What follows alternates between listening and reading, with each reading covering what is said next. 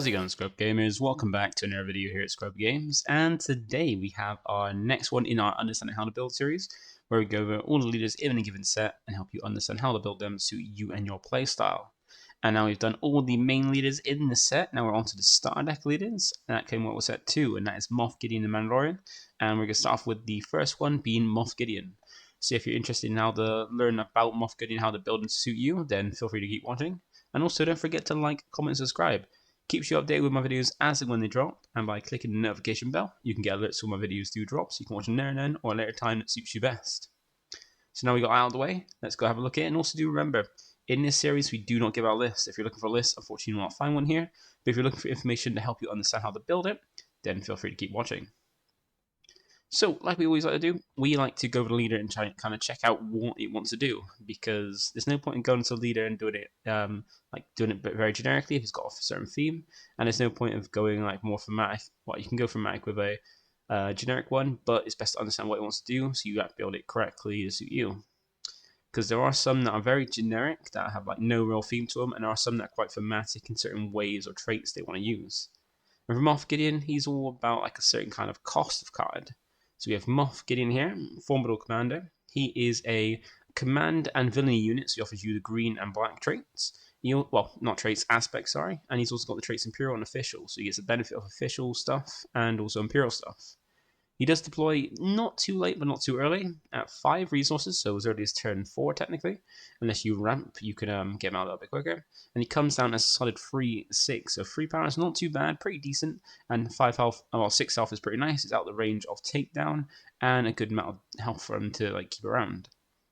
He also has a really nice effect, which kind of differs a little bit on each side, but it's quite similar. And it's all about like benefiting units that cost 3 or less.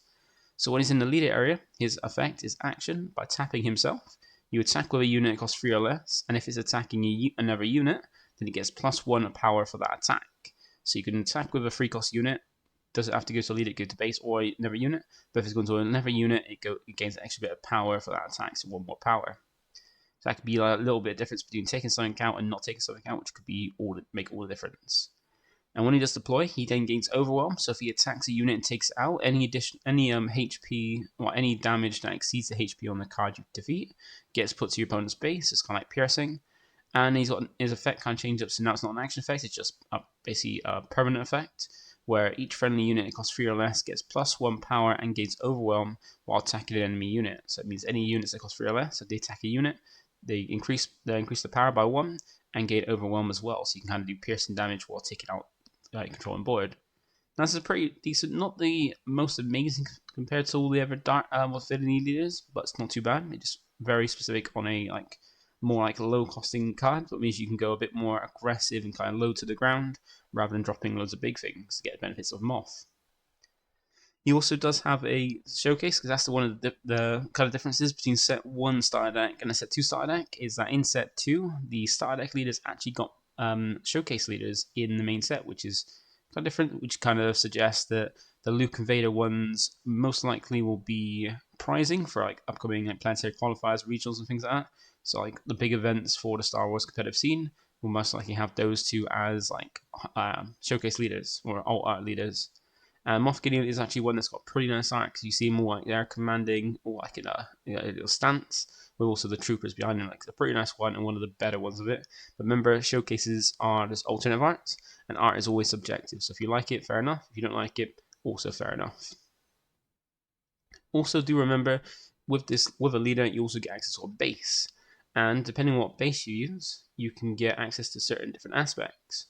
So you've got 4 different aspect combinations. So Moff Gideon will always provide you with the command aspect being green and the villainy aspect being black. So you always get that, and depending what base you go with, you'll get a different combination. So if you go to blue base, which is vigilance, you get access to black, green, and blue.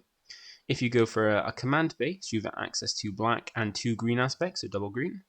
If you go with aggression base, which is red, you get access to black, green, and red. And if you go for a cunning base, which is yellow, you get access to black, green, and yellow. Now you might be thinking, what are the benefits to each one of these? Because each aspect kind of has their own identity, and these are all the ones you get. So we'll go over in the order on screen. So we'll go over the blue one. So blue is Vigilance, and it's an aspect that likes to play defensively with the ability to heal damage, remove dangerous threats from play, and protect your base from attacks.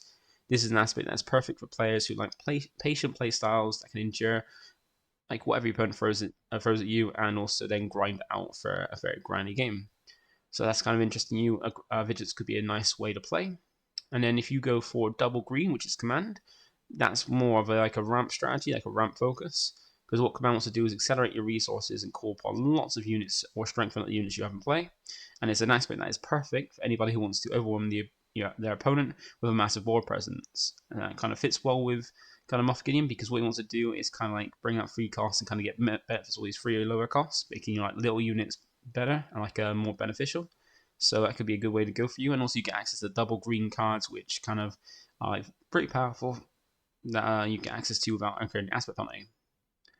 And if you go for red, that is aggression, and kind of like the name suggests, it's a very aggressive playstyle, going with like throwing out damage willy-nilly onto opponent's base or units. Because what aggression wants to do is attack with maximum efficiency, dish out loads of damage, and this is an aspect that is a great fit for people who like fast-paced fire playstyles that break through your opponent's defenses and then just hurl damage at them until you achieve victory. So that's the kind of like playstyle you would like. Very aggressive, damage-focused one. Aggression could be going to go for you. And then the last one we have is Cunning, which is yellow. And this is my favorite of the aspects, and it's pretty nice. Because what it wants to do, it wants to adapt to any situation on the fly with powerful immediate effects, and basically have lots of tools for disrupting your opponent's game plan. This is an aspect that is perfect for any player who wants to respond quickly to threats and have an answer to anything your opponent can throw at you. So if you want a very controlling and like responsive gameplay or like playstyle, then Cunning could be a perfect one for you. Now also do remember that while you can play absolutely anything in your deck, or put anything in your deck and play anything out, you have to be careful when it comes to actually playing cards, because there's something called the aspect penalty. So if you were to play a card, if the aspects don't match on the card that you want to play to what's on your leader or base, you have to pay the aspect penalty, which is an extra 2 on top of the cost of the card. So if you had Moff Gideon, say the blue base, you'd have access to black, green, and blue, which means if you want to play any card that's just black, just green, just blue, or green black, or blue black, then you'd have to pay nothing extra, because you just pay it by its cost because the aspects match on your leader and base. But if you want to play, say, a yellow card, you'd have to pay an extra 2 on top of it because it doesn't match what was on your base or lead. So that means if it costs 3, it would cost 5 because the yellow aspect doesn't match. Now, if you want to play a card that is both yellow and white, which is Cunning and Heroism, then you'd have to pay an extra 2 per, which is 2 aspects that match, extra 4 on top. So if you once again want to play a card that costs 3, it costs 7 because 2 of the aspects don't match. So to be aware of that.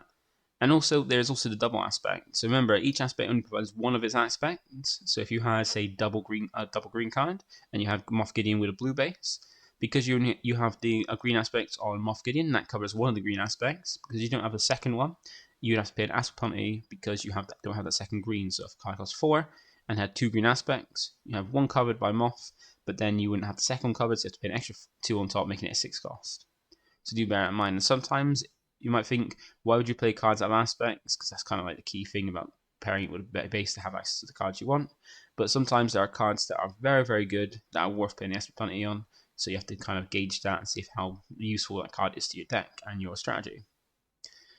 So that is all the aspects. Now let's get out of that, because now we're going to go ahead and check out what about the ratios, because it is important to know how many cards you kind of want to build, what including your deck for each one, because you can play up to 3 copies of a given card.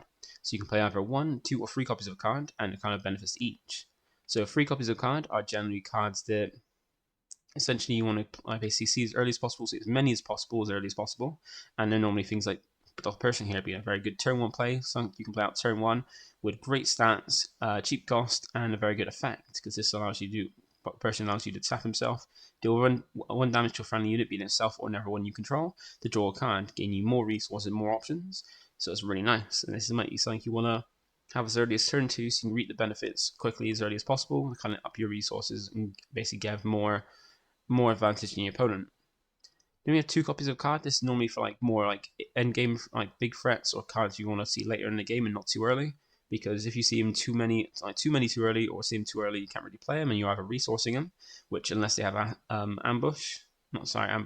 smuggle, you're not going to be playing them, and you'll lose access to them because they're being your resources. Or you're holding on to them, which means you have less options throughout the early game to get to the point where you can actually play them, basically restricting your options. So you might want to play 2 copies of some things so that you see them early enough so you can actually then play them when you actually get the resources to do that. And then you have 1 copy of a card. Now this is normally for tech choices, for cards that can be really nice in your deck, but are really good in like 1 out of 10 situations, but then whenever 9 they're not useful at all. So normally cards, if it comes up, they could be very beneficial, but then if they don't come up and you don't need them, if you don't see them, you don't care, and if you do see them, you can just straight up resource them, and that's an easy charge them. So hopefully that helps you explain or helps you understand about the ratios when you want 3, 2, or 1 copies of any given card. So now we got that out of the way, let's check out, see what we got from the benefit of the aspect combinations, because there are 4 different ones to go through. So start off with double green. So we always start with double aspect because from set 1 it was very restrictive. You have a very limited card pool with just 1 set. Essentially, if you went with 2 different colors, you'd have access to 2 different colors. So if you want green and blue, you have access to all the green and all the blue. But by going double aspect, especially set 1, you sacrifice a whole different color for 3 extra cards, well, 3 cards that had double aspect that was powerful, that were pretty strong. Now that meant for a very heavy card, like a very heavy card pool, where it's basically being very few options, because you basically lost access to a whole other aspect to have access to 3 cards instead, which meant that only a few, essentially 1 leader of each aspect was kind of beneficial or useful for double aspect. So it wasn't great, but then with the second set, you get double on everything. So now every leader can potentially go double aspect and actually do it quite well. And not only that, since everything got doubled, you even got double number of double aspect cards. So we've got more than just the 3 now, so you're kind of restricting yourself to just green, but at the loss of another color, you get some powerful double green cards. And don't forget, when you lead, you also have to have a base, and you've got different options in your bases. You have either 1 rare base or one of the many 30 health no skillless bases that are common. Now, the difference being that in set 2 we didn't get any more rare bases. We just got the 1 for each color in set 1, but the options are still the same. You got 2 different options. You either want one of the many 30 health bases, which has no effect, which is 30 health, no effect, maximum amount of health to play, and different kind of locations. Or you have the rare base, which has 25 health, so 5 less health than normal base, but at the sacrifice of that 5 health, you have an epic action. And green's one is Energy Conversion Lab, which is probably one of the most strongest of the rare bases, and the most overused one, because its epic action is to play a unit that costs 6 or less from your hand and give it ambush. Now you do start to pay the cost of the card, you're not paying for free, you have to pay the cost. You just get to give it ambush, and the benefit of that is against ambush, which is a very great skill, because normally when you play a card, it comes in rested, unless otherwise stated, but ambush allows you to, when you play a card, restand it and be attacked to one of your opponent's units, not base, units, and attack straight away. So you kind of have a way to attack straight away to help control the board rather than waiting the turn. So it's really nice, but you've got to think about if the lack of, the 25 health less base, or less health on your base, is worth the epic action, which is down to yourself. Now, with the options for double green, you do have 6 cards, 6 double aspect cards, as well as all the other green cards, which we'll go over later in the video. But in set 1, you only have the access to the first 3, being General Krill, Attack Pattern, Delta, and Command. And out of these, only Command was really useful. The other 2 weren't great. Because while they look quite interesting, like Krill is a pretty nice one, with 5 cost, 5/4, with an effect where all other friendly units gain when defeated, draw a card, meaning you can gain loads. You do just have to keep Krill around and keep him protected, because if you take him out first before taking out anything else, you don't get that benefit. And it's very easy to take him out because he's got no kind of protection, unless you put Sentinel out. Your opponent has to your opponent can go straight for him, not worry about anything else, just take him out, and then you're not getting that benefit anymore. And it's a 5 cost, so it's quite a hefty cost considering what it does. You also got Attack Pattern Delta, which is a very good one. 3 cost event that lets you choose 3 units. You get the first one 3/3 to the stats, second one 2/2, and the last one 1/1 to the stats. Now that's actually really nice, but it takes an action. You still got to then wait and attack, which could be your stuff could be taken out by something, and you got to have a board, which if you don't have a board, it's not that great. So this is one that wasn't benefited, especially with a small card pool. It wasn't the best, but the best one out of it that kind of made it worth going double green is Command, because every aspect got one of these, a 4 cost event named after the aspect himself. They gave you 4 options, you could pick any 2. Now, it's got 3 amazing effects, and one that's like a watered down and not as great as some of the other ones, but it's got great ones, because you can either give 2 experience tokens to a unit, to power something up by 2/2. Also, you can make a friendly unit deal damage, make a friendly unit deal damage equal to its power to a non-unique friendly enemy unit. which is not the best because where it's unique, a lot of good things are unique. So you can't do it to your opponent's unit, and not to many opponents' good cards, like they're like most legendaries and things that are like unique. So like it's not great compared to like another card that's the same but doesn't do its unique one. So it's kind of a shame it's focused on unique, not non-unique enemy units. And then the other two ones are put this into play as a resource, which is one of your free ramp options you have for set one, and the other one is return a unit from your discard pile to your hand. So the main one you're going to be doing is giving 2 experience to a unit, ramping it. Main one is going to be ramping it and then using either to give 2 experience to a unit if you've got something on play, or grabbing back a unit from your discard pile. So if you lost something, you can get it back and basically play it out again. It's a very good card, but then with a second set, we've got some more cards, and we've got some pretty nice ones here. We've got Enterprise and Lackeys being like a recurring smuggle card because the 4 costs 5/5. That also has a smuggle cost at 6 double green, so you can either smuggle out for a 6 with double green, or you can play it for 4 for double green. And it's a recurring smuggle card because it's got when defeated, you can defeat a friendly resource, and if you do, put this in play as a resource. So if it do gets defeated, you can sack off one of your resources, put it in play as that resource, and then basically smuggle it back out again, and just making sure you always got a card to play every turn. Pretty nice there. And you got Enforced Loyalty as well, which is a 2-cost event. That allows you to defeat a friendly unit, and if you do defeat it, draw 2 cards. So a bit more draw power, but you've got to sack off one of your units, so unless it's a very cheap one, I think something that's got a when defeated, you're not really going to be wanting it. But if you've got like a focus on when defeating kind of effects, so you can potentially draw a fair few cards off this.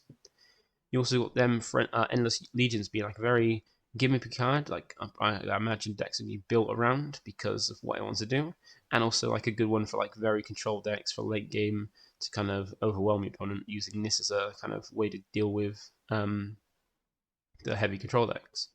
Because it's a 14 cost event, so 14 cost being the most expensive card in the game. But what it allows you to do is reveal any number of your resources you control and play each unit revealed this way for free. So you can build up like 14 resources. If you've got a load of units in there, you can basically play this out, choose all the units in your resources, and play them all out for free onto the board. They do come in rest, unless otherwise stated, but you still spam a huge board for 14 resources, which if you put down specific units, you can come up with like a obscene board that your opponent can't really answer. So that's double green. So if you want to go for a more green focus, because there are a lot more units in green now, so you've got more options, like more cheap units as well to get the benefit of Moff Gideon. But if you want to go for this to have access to these ones, then go ahead and try it. It could be a good way to play. Then we got blue. So blue is normally a very good way to pair, like very good aspect to pair with green on any dark villainy leader, because there's a lot of good villainy stuff and good removal and good nice things like that. And the rare base for blue is Security Complex. What this allows you to do is as an epic action, give a shield token to a non-leader unit. So can't protect Moff Gideon unfortunately, but you can protect one of your units with a shield once a game. And you've got some pretty nice units. Like you've got good units like Pershing and Scoutbike Pursuer for your first turn play. Pershing being a way to kind of draw more cards, tap himself 2 cost, draw more cards, and even damage units which could either damage himself or other units which kind of pairs very well with Grip. Speaking of Grip, we've got Scoutbike Pursuer being a nice turn 1 unit that the more damage it takes, the more powerful it gets thanks to Grip. So it's a nice one to play turn 1. Then you've got Gideon Hask as well, being a 5 cost 5/5, as a very nice effect. When an enemy unit is defeated, you give an experience token to a unit. So if you play it out and anytime your opponent's units defeated while it's in play, you boost one of your units with an experience token. Very nice there. And you got First Slide. This is a really nice one because it is a kind of way to give all your units grip, apart from your leader, by its effect, because it's a 7 cost 4/7, so not the best stats for its cost, but it has grit, so the more damage it takes, the stronger it gets. And in White's Out, it gives each friendly non-leader unit grit, so all your other units gain grit, so they get powered up by the more damage they take on it. And you can always smuggle it out for the same cost, 7 costs for a blue-black, but then also the additional cost to smuggle, which is like kind of unique to this, is still 4 damage to a friendly unit, which then, if hopefully it survives that, which I think it needs to survive it, and then it gain grit from this, meaning it's even stronger then to kind of hit hard. Then we've got Power Dark Side. So the Dark Side of blue has some very nice events and removal events, and Power Dark Side is a good one, forcing your opponent to remove one of their units they control, like choose a unit they control, defeat it. And this works better with a smaller board where they've got less options, and a bigger board where they've got more options to kind of not worry about what they lose. And on the non-dark side of it, we have Embo and Rugged Survivors. There's some good blue units, being Embo being one where very good stats for its cost. The free cost as well, so it benefits off of Moff Gideon, being like in its range for getting its benefit. And when it completes its attack and defeats the unit, it heals 2 damage from unit, be it itself or your opponents.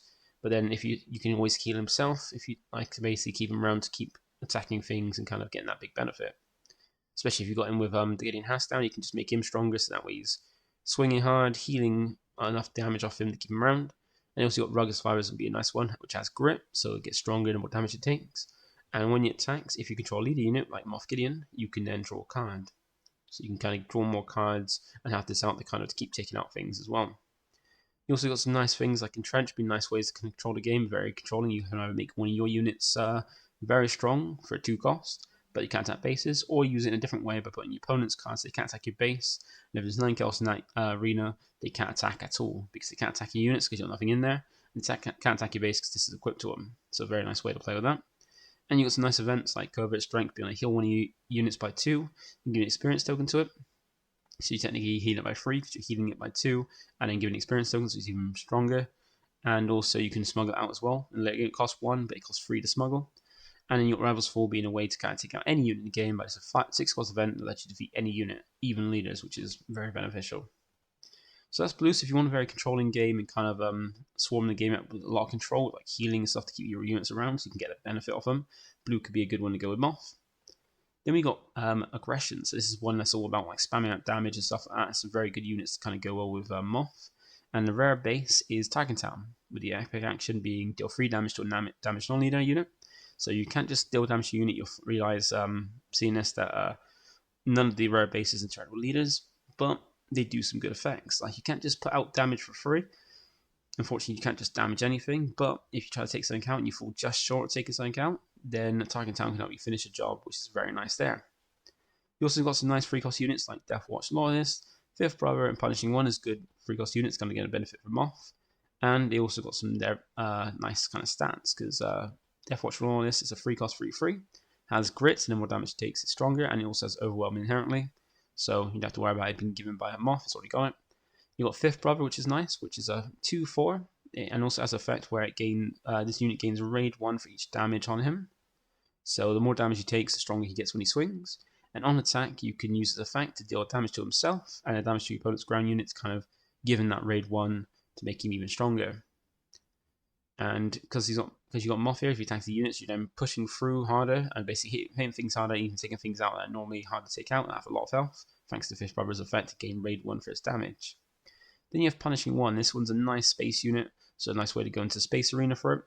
And also, it's got a nice effect where if an upgraded enemy unit is defeated, so if they've got anything that's upgraded, like say a shield or token, or it's an experience token, shield, or it's an upgrade on it, you get the readiest unit and use it once around. So if you defeat something that's ready, that while it's kind of rested, you can restand them to swing, so you can basically play them out, take something out with this upgraded, then restand them so you can attack straight away, or take something out that's even upgraded using this, and restand them straight after. You also got Imperial's Interceptor for another card that's a good in space. Now, while it's out the range of Moff Gideon being a 4 cost, it still has pretty decent stats and a nice one played, dealing 3 damage to a space unit to be able to take him out a little bit easier without needing to attack into him. And you also got Ruthlessness, which is quite nice. This kind of goes really well with Moff, because Moff wants you to attack into your opponent's units rather than their base to kind of take him out, while also doing piercing damage through him. And Ruthlessness is a nice way to go with Moff, because it's a 1 cost 2. So you for one resource, you can give it extra 2 power to any unit. You can go to space units, or it can go to ground units, and it gives the attached unit the ability where when the unit attacks and defeats a unit, which is what you kind of want Moff wants you to do, you deal 2 damage to a defending player's base. So this is quite nice how you can then power up a unit and keep hitting your opponent's units by using boss effect to kind of go at the units to control board, and then also still deal damage to their base to kind of try and win the game. And in the non-dark side of red, we've got some pretty nice ones like Bennett 2 Tubes, Bliss Insurgent, and One Insurgents being very nice cards for their cost. Like 2 Tubes is a 1 cost 2/2, where on attack you give another friendly red unit Raid 2 for that phase, so meaning when it attacks it gains 2 more power. You got Bliss Insurgent being a 2 cost 1/4, that when you control another red unit, he gains Raid 2, so when he attacks he gains extra 2 power. And you got One Insurgents being a 3 cost 4/4, which is very good stats for a 3 cost, but it does have a bounty, which means when it's claimed, you deal 2 damage to a unit, which is normally what your opponent's going to claim. But it's not too bad when you've got if you've got nothing on board, you don't have to worry about them to do 2 damage. And if they want to claim it while you've got nothing on your board, they have to do 2 damage to their own units. So they kind of not want to bother claiming it. And it's a very powerful free cost, 4/4 power, extra power from Moff when it's attacking to units, means you can hit something quite hard with it. Not only that, you've got events that allow you to spread out damage as well. Like you've got open fire allowing you to deal 4 damage to a unit for a cost of 3. And you've got bombing run allowing you to pick any arena, mainly arena you don't have many units in, and do 3 damage to all units in that arena, both yours and your opponents. So you can potentially wipe out an entire board in one arena, which you want to. So if you like the whole spreading damage, kind of managing through that, and probably having the bigger benefit of Moff being like using Moff's effect to go through units to then get to your opponent's base, then this could be one for you. Now the last one we have is Cunning, and this is one that's more of a control color, but you could go quite nice and aggressive with it. You can kind of like, well, suit your playstyle to how you want with the cards. Now it does have to kind of, currently in the game, because it could always get better in future, the worst of the rare bases being Jeddah City, because what it wants to do is give a non-leader unit -4 power for this phase, which basically means you weaken something so you can take it out a little bit easier without any much clapback, or you make something weaker so it can't do too much damage to you or your board. So it's not the best at the moment, but it's an option. And you've got some pretty nice cards in the dark side of the Cunning. You've got Bazine Natal being a very good turn 1 play, because when you play it, you look at your opponent's hand and you can discard a card from their hand, and then if you do, they draw a card. So you can kind of get that hand knowledge and rip out a problem card you don't want them to have. And they do replace the card, but you now know what they've got in their hand, what they potentially play. And also you've taken out a card they don't want them to have, which they might want to keep.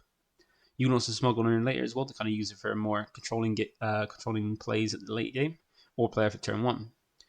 You also got some nice free cost units in Boba Fett and 7th Fleet Defender. 7th Fleet Defender just basically going to be in a solid free cost 3/2 with shielded, so it comes in protected. While Boba Fett is the now strong standard of a free cost 3/5, which then has on attack.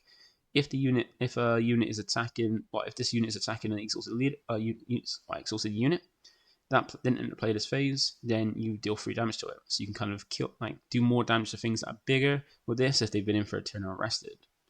You also have some pretty nice events that are pretty good with Moff Gideon, being no good to be dead, being a very nice one. Because how turns are structured in this game, you don't have most games you have it where your beginning phase where you draw resource and then untap everything. It's at the beginning, and then your action phase at the end.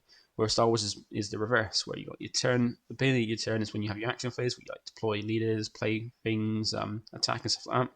And the end of the turn is when you do your draw resource and untap. And since how this is worded, where you exhaust a unit and it can't be ready this round, where at the end of the same turn you would normally ready your cards, it can't ready because of this. You can lock down a card for 2 turns rather than just 1, which is very nice. And also you've got Triple Dart Raid here being a very good free cost event, allowing you to look at the top 7 cards for a vehicle and play it. It costs 5 less and it is play ready, and you can return it to your hand at the end of the phase, but it doesn't matter because if you can play out something straight away that's ready and attack straight with it, that could be a way to end games, which could be very beneficial. And since it's a space a vehicle units, you've got some pretty nice ones there. And most of the time you can probably go through space to kind of get around any potential battles going on in the ground arena with sentinels and just go through them and finish them off through space. You also have the non-dark side of yellow as well, which has pretty nice ones. You have Greedo and Fugitive Wookiee is pretty nice units, being 3 costs or less, which are nice benefits to kind of make use of Moff Gideon's effect.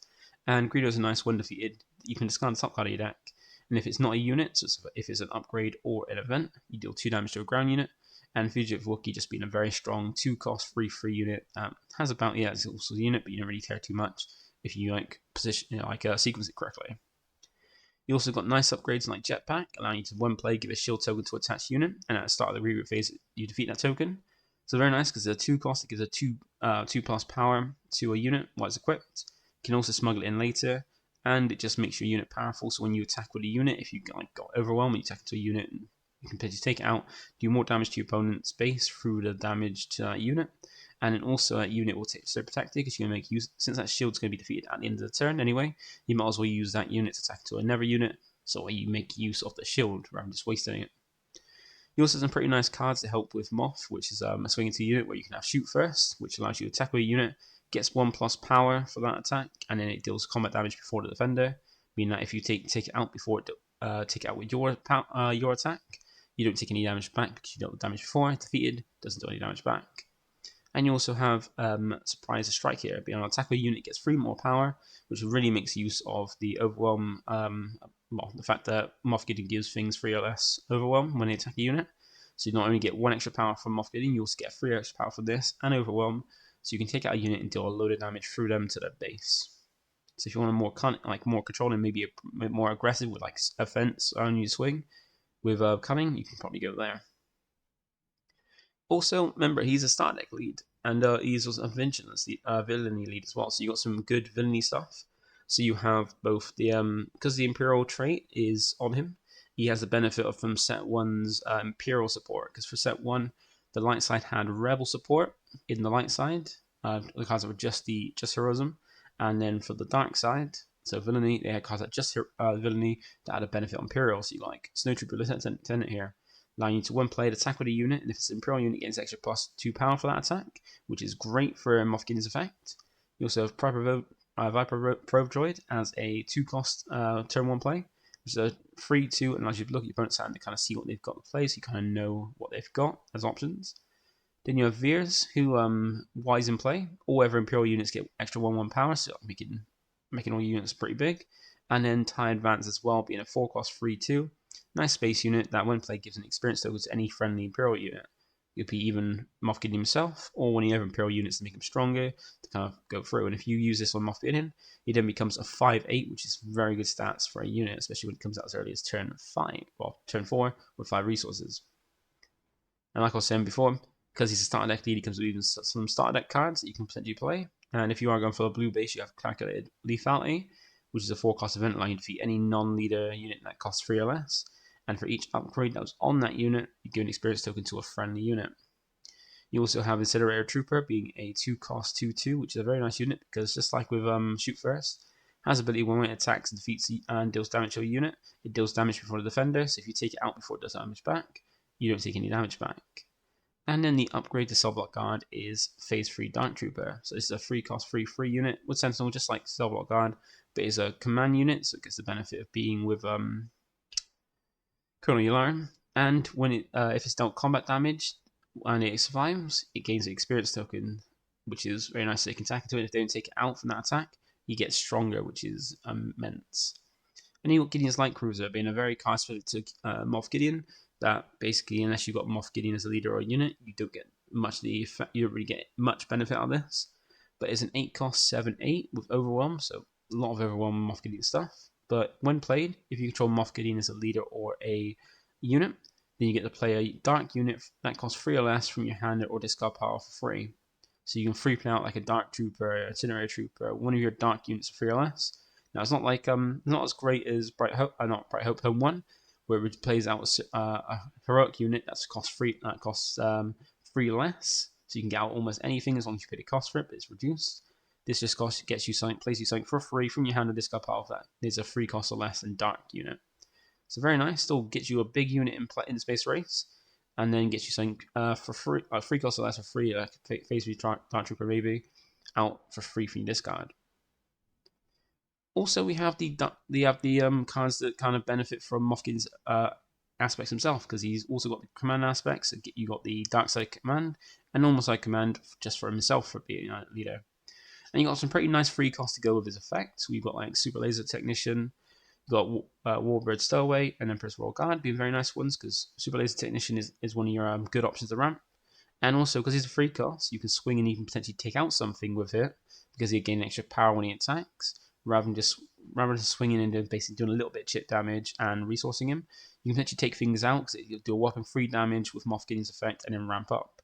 And if you play this out turn 2 and then attack with him turn 3, you'll then have enough resources to deploy Moff Gideon straight away, and also have 5 resources ready to play straight away as well. So a very good one for Moff Gideon.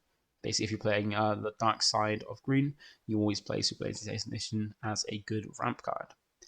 Then you got Warbird Stowaway and Emperor's Royal Guard as good 3-cost units. Now, Warbird Stowaway is a 3-cost 2/3 that can be smuggled out later. And while you got initiative, he gains an extra power. So while you got initiative, he's stronger, and then even stronger with Moff Gideon as well. And Emperor's Royal Guard is quite nice, because where Moff Gideon is an official, you get the benefit on Emperor's Royal Guard, where while you control an official unit, gain Sentinel. So you can have him out as a Sentinel to protect Moff Gideon. and the other effect's relevant because it's only if you control Palpatine, and that's only relevant if with Moff Gideon if you're playing red. But essentially it gives him extra plus health. But he's also a 3/4, which is pretty nice. When he attacks, it becomes a 4 cost with 4 power with overwhelm, thanks to Moff Gideon. Well, if he's deployed anyway. And you got Darth Vader's a nice one that kind of bring out some of these cheap units that kind of benefit from Moff Gideon, because Vader allows you to bring out any, when played, such as top 10 cards of your deck, for any number of villainy units, and play them for basically play them for free. They have a combined cost of 3. So you can either play a 3 cost, a 2 and a 1, or 3 1s. And given they're 3 or less, they get a benefit of Moff Gideon when attacking, so you can kind of fill out things and also have a big Darth Vader as well to help out. And since he's got ambush, he's going to be attacking the same time he's played as well, if your opponent has ground arenas. And then you got Overwhelm and Barrage, a way to kind of like boost up one of your units by 2/2, and then deal damage equal to that card's power, divided as you choose among your opponent's leader units. Well, units on the board, but mostly your opponents. So a great event can be used to determine Moff Gideon's come out to play, just to basically potentially wipe out your opponent's board, or even just manage the board a bit, and even power up Moff Gideon. Since he's got Overwhelm he deploys, you've been building up, so that way you can take out something, damage something else so it's on the brink of death, and then swing at it and take it out with Moff Gideon, piercing it as well to your opponent's base. And then for this green cards, you got a pretty nice one. You got Cobb Vanth being here. And remember, it's not just like Imperial or Dark Side free cost units, it's any free cost units. So you have nice ones like Cobb Vanth, Reputable Hunter, and Consortium Star Viper, being very solid costing cards. They're all free costs. Reputable Hunter being like a free cost of 3/4. But then if your opponent has a bounty, he comes in cheaper. And Consortium Star Viper being a free cost 3/3, which is still very solid. And if you have initiative, gaining a resource 2. And in Cobb Vanth, he is a free cost 3/2, so not the most health, but can then swing quite hard with Moff Gideon. But he's got a nice effect, which is when defeated, you switch the top 10 cards of your deck for a unit that costs 2 or less and discard it. And then for this phase, you can play that card from your discard for free. So you can kind of like replace him on board. Like he kind of like sticks around. He's like if you like a battle searcher almost. Like when he's defeated, you basically just play out, like search top 10, discard something 2 or less, and then play it out for free during at some point else in the turn. That kind of keeps like on board, and since it's still under 3 costs or less, gets the benefit of Moff Gideon as well. Then you got some nice things like resupply here, being like another one of your ramp ups to kind of ramp up to kind of get more resources, you can play more things, and timely invention being a very nice way, like an additional ELC essentially in an event to allow you to play out things for ambush, because the 1 cost that allows you to play out a unit, still paying that card's cost, and give it ambush for this phase, and you can even smuggle it in later if you do decide to resource it. So that's all the units basically all the units for green, and that is it for the video. So hopefully that's helped you understand how to build Moff Gideon, all the benefits you can get, which is mainly focusing on 3 costs or less, and how to build it and which way to build it to suit your playstyle. Now that is it for today. Feel free to like, comment, subscribe, and also check out for the last one for this set, being the Mandalorian, coming out tomorrow. So that's it. Thank you for watching, and I'll see you in the next one. Bye for now. Like a boss.